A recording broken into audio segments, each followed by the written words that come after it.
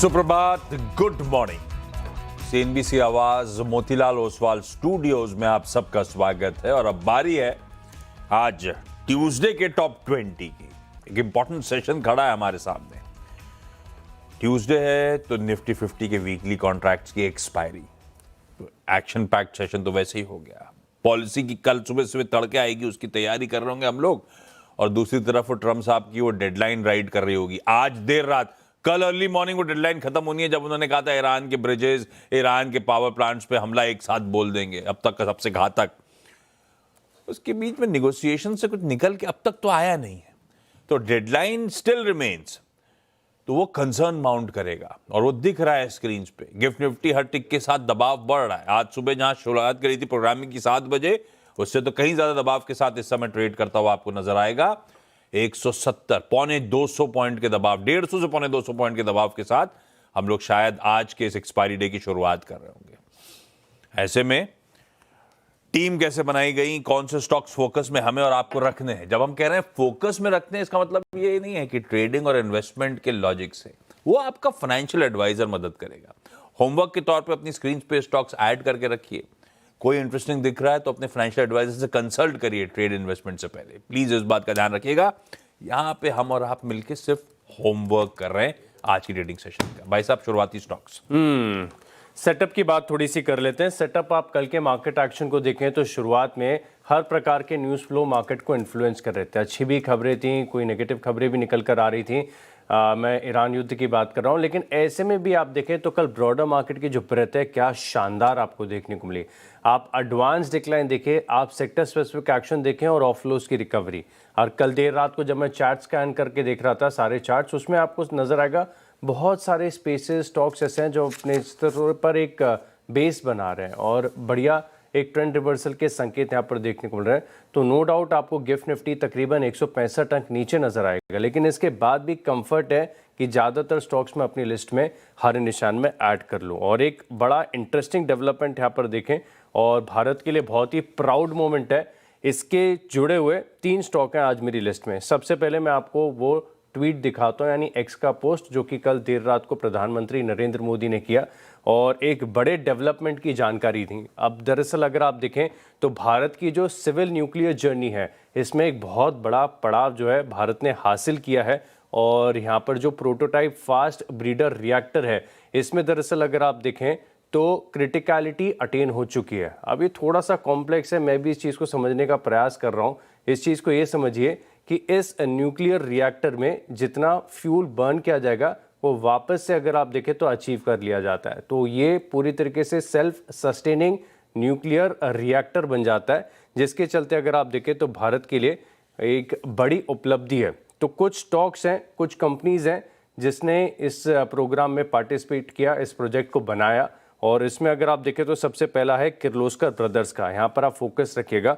दरअसल ये जो ब्रीडर है, रिएक्टर है, इसमें 500 मेगावाट के जो पंप हैं ये किर्लोस्कर ब्रदर्स की तरफ से सप्लाई किए गए हैं। हालांकि ये हो चुका है कॉन्ट्रैक्ट, लेकिन क्योंकि ये पूरी तरीके से इंडिजिनियसली भारत में बना हुआ है, पूरी तरीके से भारत में बना है, तो एक इम्पैक्ट यहाँ पर देखने को मिलेगा। किर्लोस्कर ब्रदर्स ये पहला स्टॉक है जिसे इन ग्रीन लेके चल रहा हूँ।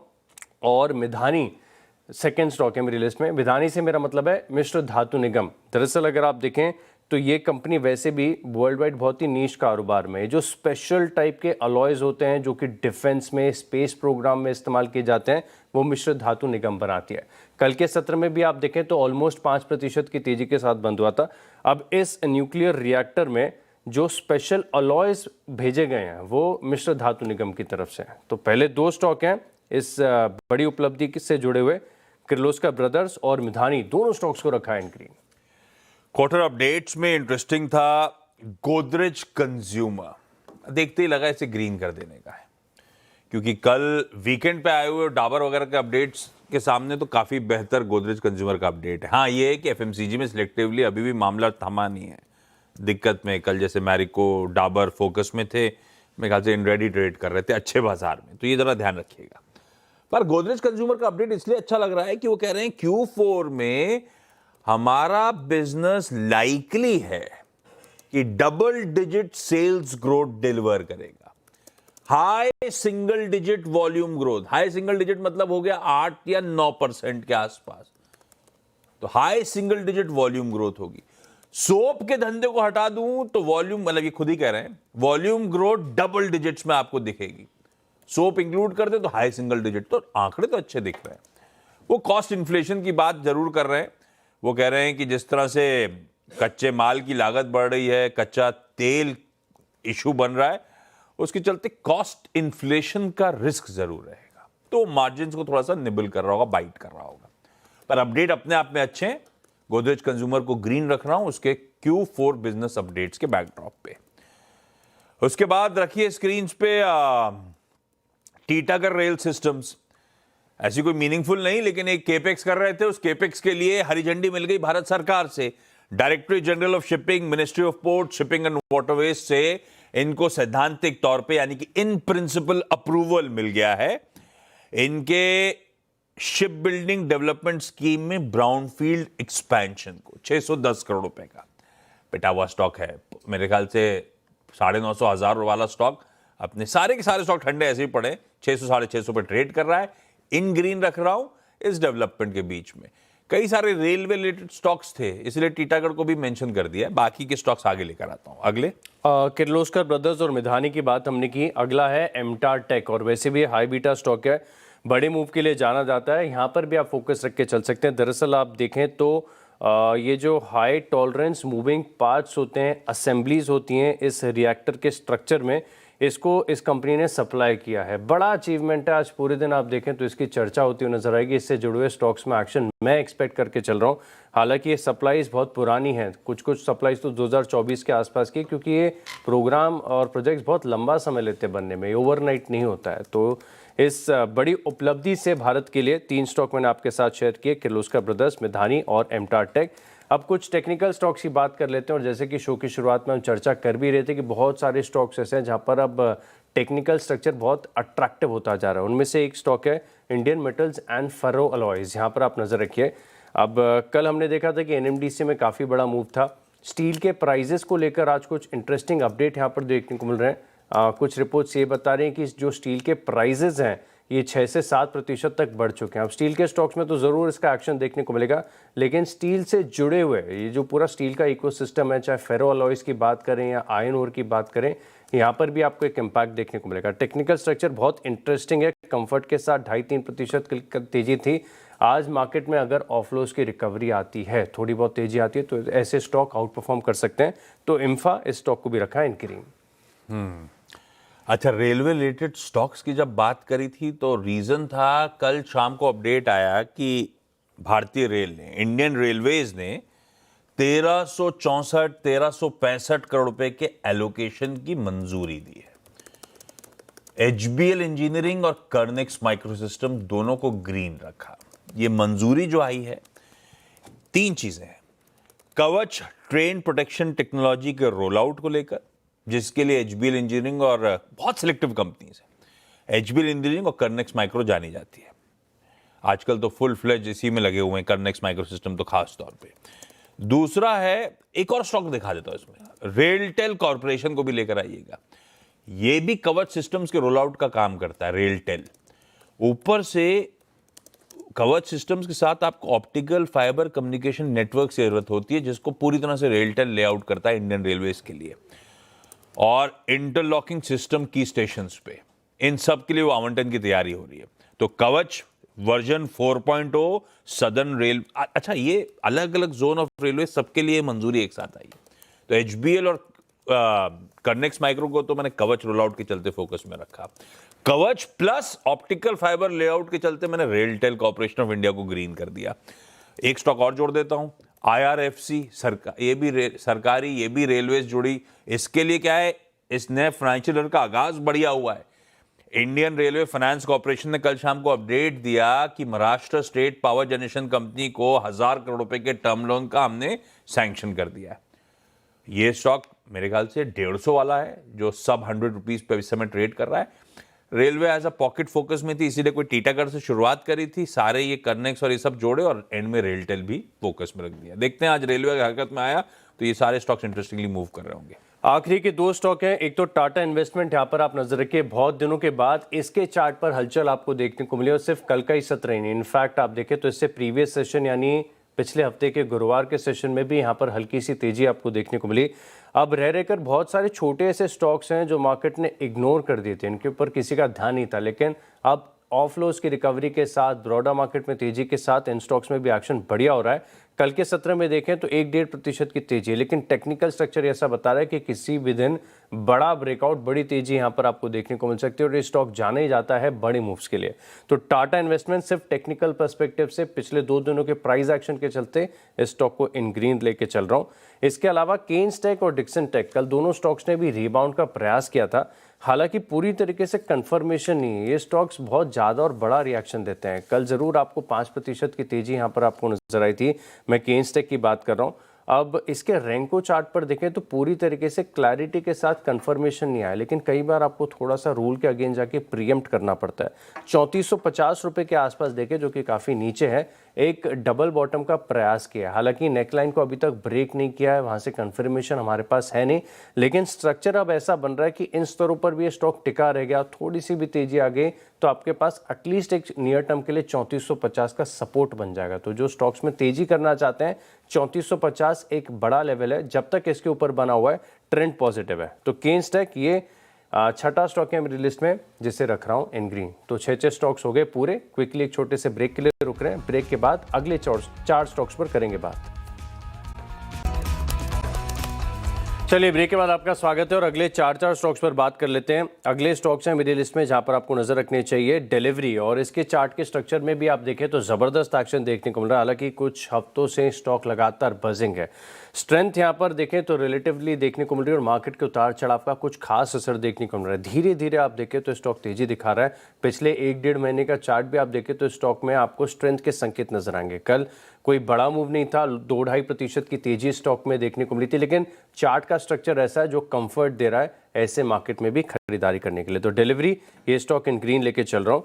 अगला स्टॉक है जुबिलेंट फूडवर्क्स, और ये स्टॉक लगातार निराश कर रहा है। एक तो बड़े हाई वैल्यूएशन पे चल रहा है, थोड़े दिन पहले डंकिन डोनट्स की जो फ्रेंचाइज से इन्होंने एग्जिट किया था, इसके चलते ये स्टॉक रडार पर आया था। अब दरअसल आप देखें तो इसके Q4 के अपडेट्स आए हैं और अपडेट्स थोड़े से कमज़ोर साइड पर है। हालांकि कुछ ब्रोकरेज हाउस को इनकी लाइक फॉर लाइक ग्रोथ जो है वो बढ़िया लग रही है, लेकिन खास बात है कि ओवरऑल वीकनेस है। अब ये जो T20 का इम्पैक्ट है, एक आमतौर पर लोगों को ये लगता है कि कोई बड़ा फुटबॉल का मैच आ गया, क्रिकेट का मैच है तो पिज़्ज़ा ज़्यादा बिकेंगे, सबको ऐसा ही लगता है, लेकिन ऐसा होता नहीं है। इस बार तो साफ हो गया कि कोई बड़ा बेनिफिट इस इवेंट का यहाँ पर देखने को नहीं मिला। तो अपडेट बड़ा कमज़ोर साइड पर है, तो जुबिलेंट फूडवर्क्स इस स्टॉक को भी रखा है इन रेड। लास्ट के 4 में से अब फोकस करिए। एक तो SCILAL। SCILAL क्या है? शिपिंग कॉर्पोरेशन ऑफ इंडिया से जो लैंड एंड एसेट्स अलग हुए थे, इसको लेकर न्यूज़ पैक है। ये बिल्कुल एक्शन में नहीं रहता, बस बजट में मेरे ख्याल से कोई अपडेट आया था तब हरकत में आया था, ईयर लोज पे पड़ा हुआ है। कल अपडेट आया कि SCILAL ने सिंगापुर के सिनर्जी मरीन ग्रुप के साथ एक करार, एक MOU साइन करा है मैरीटाइम ट्रेनिंग और रिसर्च के लिए, इसीलिए ग्रीन करा। ब्रिगेड होटल एंटरप्राइजेस या ब्रिगेड होटल वेंचर्स, इसने कल अपडेट दिया कि हयात हाउस के साथ एक और करार करा है। बेंगलुरु में 135 सर्विस अपार्टमेंट्स 2027 में खोलेंगे। एक और इसलिए कह रहा हूं, इससे पहले इन्होंने ग्रैंड हयात चेन्नई के लिए भी हयात ग्रुप के साथ टाई अप करा था, उसके बाद ये फॉलो अप टाई अप एक और करते हुए इसीलिए ग्रीन कर दिया। आखिरी के 2 स्टॉक हैं गुजरात अंबुजा एक्सपोर्ट, और ये स्टॉक के अंदर खास स्ट्रेंथ आपको नजर आएगी कल के सत्र में। हालांकि कल बहुत सारे छोटे स्टॉक्स ऐसे थे जहां पर आपको बड़ा ब्रेकआउट देखने को मिला। इसका जो टेक्निकल स्ट्रक्चर है बड़ा कंफर्ट देख रहा है, तकरीबन 4% की तेजी यहां पर आपको देखने को मिली थी, लेकिन स्टॉक में बड़े मूव्स देखने को मिल रहे हैं। चार्ट्स पर आप देखें तो वीकली चार्ट पर एक बिल्कुल परफेक्ट तो नहीं है, लेकिन ऑलमोस्ट उसी प्रकार का एक कप एंड हैंडल फॉर्मेशन यहाँ पर आपको नजर आ रहा है। टेक्निकल स्ट्रेंथ, टेक्निकल चार्ट्स चाहे डेली देखें या वीकली देखें, दोनों टाइम फ्रेम पर काफ़ी इंटरेस्टिंग लग रहा है। तो गुजरात अंबुजा एक्सपोर्ट स्टॉक को इन ग्रीन लेके चल रहा हूँ। आखिरी स्टॉक है मेरी लिस्ट में लेंसकार्ट, और यहाँ पर भी देखें तो स्टॉक में लगातार स्ट्रेंथ देखने को मिल रही है। अपने जो हाइस थे इसके आसपास का कंसोलिडेशन है, कोई ज़्यादा बड़ा करेक्शन नहीं, मार्केट कहाँ से कहाँ गया, लेकिन इस स्टॉक में अलग प्रकार की स्ट्रेंथ देखने को मिल रही है। अब Q4 के अपडेट्स इसके भी अवेटेड है। अब तक जितने भी रिटेल स्पेस में, चाहे आप ज्वेलरी कंपनीज को देखें, विशाल मेगा मार्ट है, वी मार्ट है, इनकी तरफ से भी जो अपडेट्स आए हैं ओवरऑल ये बता रहे कि रिटेल का सेंटिमेंट तो पॉजिटिव है। तो मैं उम्मीद करके चल रहा हूं कि लेंसकार्ट की तरफ से भी जो अपडेट आएगा ये बेहतर साइड पर देखने को मिलेगा। कल 4% की तेजी थी, देखेंगे कि आज कैसे स्टॉक रिएक्ट करे, लेकिन अपडेट से पहले इस स्टॉक को रखा है इन ग्रीन। पीडीएस लिमिटेड आमतौर पर चर्चा में तो आता ही नहीं है, एक फैशन इंफ्रा कंपनी है कह लीजिए। इन्होंने कल अपडेट दिया बाजार बंद होने के बाद कि sourcing as a service contract हुआ है एक यूएस बेस्ड वैल्यू रिटेलर के साथ, यानी कि उसके चलते 450 करोड़ रुपए के सोर्सिंग वॉल्यूम्स आने हैं और एक पोटेंशियल है कि ग्रेजुअली वो अपस्केल होगा। ग्रीन कर दिया है, बस आप वॉच पे रखिए। ग्लोबल स्पिरिट्स लास्ट में इन्होंने भारत की पहली ऑथेंटिक टकीला बॉटल डोमेस्टिकली बनाई है, तिराई टकीला। तो बेसिकली सोर्स तो मेक्सिको से ही हो रही होगी, बॉटलिंग इंडिया में हो रही होगी। एक क्या कहते हैं ग्लोबल प्रीमियम टकीला में उतरती हुई ये कंपनी। खबर तो अच्छी दिख रही थी, हालांकि मंगलवार का दिन है, फिर भी स्टॉक ग्रीन में रख दिया है। 10 स्टॉक पूरे, ब्रेक के उस पार टीम्स का क्विक रैप अप। चलिए ब्रेक के बाद आपका स्वागत है और अब 20 स्टॉक्स का रिकैप देखते हैं। शुरुआत मैंने की बड़े अचीवमेंट के साथ, और भारत में जो सिविल न्यूक्लियर एनर्जी प्रोग्राम को लेकर डेवलपमेंट्स हुए हैं इसके चलते किर्लोस्कर ब्रदर्स, मिश्र धातु निगम और एमटार टेक, इन तीनों स्टॉक को रडार पर रखेगा।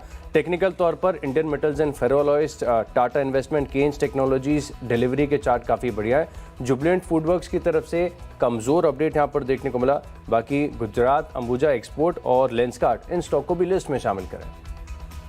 10 और जोड़ दीजिए, मैंने 10 के 10 हरे रखे हैं। ग्लोबल मूड थोड़ा सा कॉशियस है, वेट एंड वॉच के मोड में है, फिर भी खबरें जैसी थी वैसे स्टॉक का कलर शेड है। Godrej consumer, Titagarh rail system, HBL engineering, Kernex microsystem, RailTel corporation in green. जोड़ दीजिए इसमें आईआरएफसी, एससीआई लाल मतलब कि shipping corporation of India land and assets, Brigade hotel ventures, PDS limited और ग्लोबल स्पिरिट्स। सबके रीजन स्पेसिफाइड हैं, सब ग्रीन में।